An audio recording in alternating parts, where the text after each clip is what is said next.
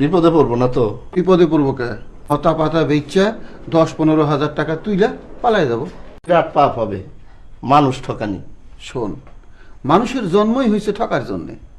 যে নেতা তাদের ঠকায়, মানুষ সেই নেতারে আবারও ভোট দেয়, আরও ঠকতে চায়। মানুষ হইতেছে সেই জিনিস যে নিজের পকেটের পয়সা খরচ করে ঠকতে চায়, ঠক খায় বিরাট আনন্দ পায়। এইটা কি বললেন? আমরা টিকিট কেটে ম্যাজিক দেখতে যাই না?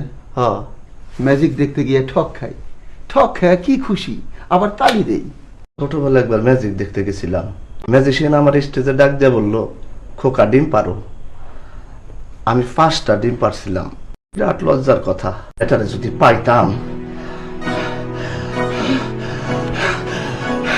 ওই মিয়ার যে একটা 10 বছরের সাওয়াল আছে, সেই হুশ কি তোমার আছে? তা সওয়াল থাকলে পরে সমস্যাটা কি কও? আমি তারও মনে করি এর জন্য আমাকে তোমাকে ধন্যবাদ দাও। একবার চিন্তা করে দাও, তোমার বেটা বিয়ে করে নিয়ে আসার সাথে সাথে একটা ফিরি ফিরি নাতি উপহার পাচ্ছাও। তোমরা ফিরি ফিরি দাদা দাদি ডাক শুনবে পারবে। কয়জনের ভাগ্য এটা হয় কত?